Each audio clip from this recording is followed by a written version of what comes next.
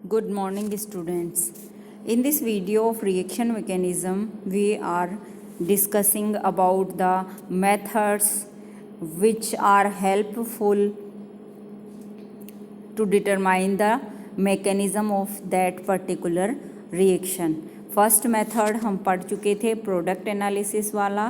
Product analysis के द्वारा हम किसी भी अभिक्रिया की रिएक्शन मैकेनिज़्म को पता कर सकते हैं। नेक्स्ट मेथड है स्टडी ऑफ इंटरमीडिएट। इंटरमीडिएट का पता लगाकर भी हम यह सोच सकते हैं, अनुमान लगा सकते हैं कि यह अभिक्रिया इस प्रकार से हुई होगी। फॉर एग्ज़ाम्पल हम देख सकते हैं एमाइड से जब एमीन को हम प्राप्त करते हैं होफमैन हाइपोब्रोमाइड अभिक्रिया के द्वारा, तो हम मध्यवर्ती को आइसोलेट करते हैं जो कि एन ब्रोमो एमाइड एनायन एवं आइसोसाइनेट होते हैं। इन मध्यवर्ती के एनालिसिस द्वारा हम इनके प्राप्त होने का या बनने का सीक्वेंस पता कर सकते हैं और उसके आधार पर हम अभिक्रिया का अनुमान लगा सकते हैं कि अभिक्रिया इस पर्टिकुलर मेथड से हुई होगी। इसके बारे में अभी पिछले वीडियोस में ही हमने पढ़ा है। ये एसिटामाइड या कोई एमाइड है, ब्रोमीन प्लस KOH की प्रेजेंस में प्राइमरी अमीन का फॉर्मेशन होता है। यहाँ पे एसिटामाइड ब्रोमीन के साथ रिएक्शन करके एक H नाइट्रो NH2 ग्रुप का निकलता है, एक Br में से ब्रोमीन निकलकर HBr निकलता है और N bromo amide first intermediate बनता है।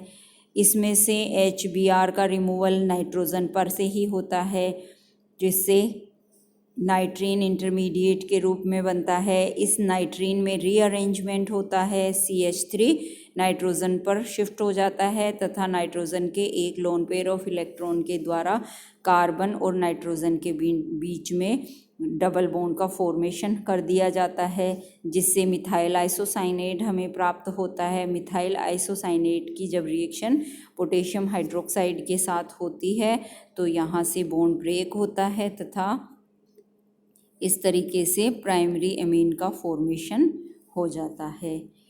यानी हम रिएक्शन इंटरमीडिएट की आइसोलेशन के द्वारा भी अभिक्रिया के मैकेनिज़्म को बता सकते हैं।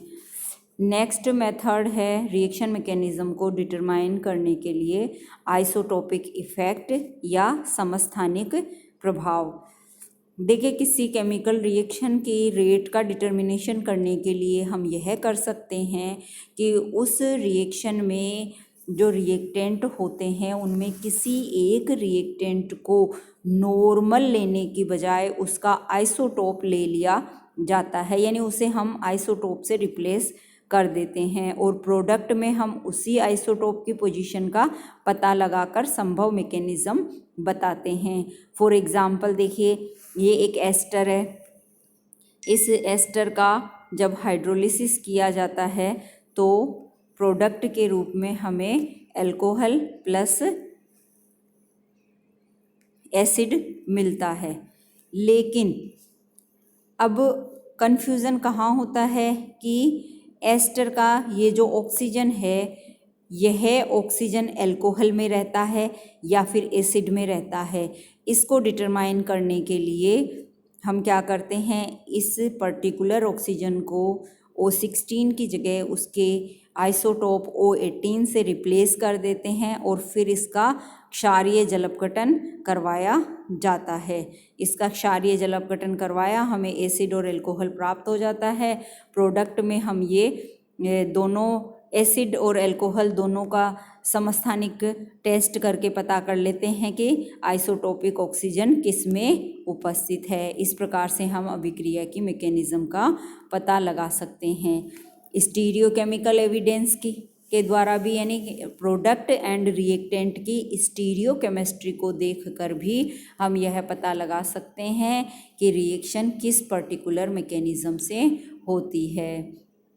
फॉर एग्ज़ाम्पल देखिए, न्यूक्लियोफिलिक सब्स्टिट्यूशन रिएक्शन में अगर हमने ऑप्टिकली एक्टिव रिएक्टेंट ले लिया तो SN1 मैकेनिज़्म की पुष्टि तो हम बनने वाले प्रोडक्ट को देखकर कर सकते हैं। सॉरी, SN1 या SN2 दोनों प्रकार के मैकेनिज़्म की पुष्टि हम बनने वाले प्रोडक्ट की स्टीरियोकेमिस्ट्री को देखकर कर सकते हैं। अगर बनने वाले प्रोडक्ट में हमें रेसिमिक मिक्सचर प्राप्त होता है तो एल्किल हैलाइड का जो ये सब्स्टिट्यूशन रिएक्शन है वह SN1 मैकेनिज़्म से हुई है। और अगर बनने वाले प्रोडक्ट में स्टीरियोकेमिस्ट्री का या उसकी ये ऑप्टिकल एक्टिविटी का इन्वर्जन हो जाता है तो अभिक्रिया SN2 मैकेनिज़्म से हुई है। नेक्स्ट है काइनेटिक स्टडीज़। काइनेटिक्स के द्वारा भी किसी केमिकल रिएक्शन की मैकेनिज़्म का पता लगा सकते हैं। हम यह देखते हैं कि एल्किल हैलाइड्स का जो हाइड्रोलिसिस है वह द्वितीय कोटि की अभिक्रिया होती है तो वे SN2 मैकेनिज़्म से हुई है। और अगर इनका जल अपघटन प्रथम कोटि की अभिक्रिया होती है तो वे SN1 क्रियाविधि से हुई है। यानी अभिक्रिया की कोटि को देखकर हम यह पता लगा सकते हैं कि अभिक्रिया किस मैकेनिज़्म से हुई होगी, SN1 से या SN2 से। कुछ इम्पोर्टेंट क्वेश्चंस यहाँ पे एग्ज़ाम्स के पॉइंट ऑफ व्यू से यहाँ दिए गए हैं। बहुत सारे एग्ज़ाम्स में ये क्वेश्चंस इस तरीके से पूछे गए हैं। ये आपकी टेक्स्ट बुक में भी दिए गए हैं। ऐसे क्वेश्चंस अपने एग्ज़ाम्स में रिपीट होते रहते हैं। देखिए, राजस्थान यूनिवर्सिटी में ये क्वेश्चन अपने एग्ज़ाम्स में पूछा गया है। इलेक्ट्रोफिलिक रिएजेंट्स क्या हैं? Water electrophiles, select electrophiles from the following. और ये लास्ट ईयर भी एग्ज़ाम्स में पूछा गया है। What do you mean by nucleophiles? Select nucleophiles from the following. ये एग्जाम्पल्स अपने को देखने हैं। शॉर्ट आंसर टाइप क्वेश्चन देखिए, राजस्थान यूनिवर्सिटी में ये पूछा गया है। What are carbenes? What do you understand by singlet and triplet carbene? Free radical substitution reaction, hybridisation, अभिक्रिया की क्रियाविधि को ज्ञात करने के बारे में अभी अपन ने 5 मेथड्स पढ़े हैं।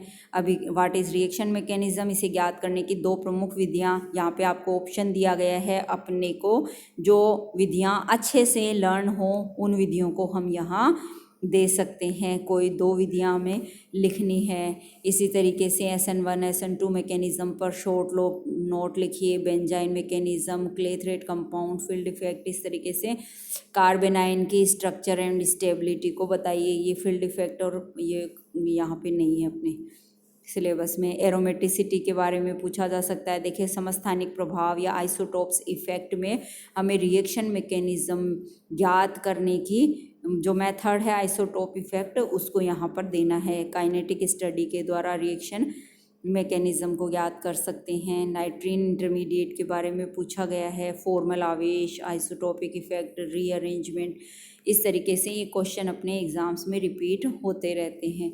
और कभी कभी इस तरीके के प्रोडक्ट बताने वाले क्वेश्चन भी एग्ज़ाम्स में पूछे जाते हैं।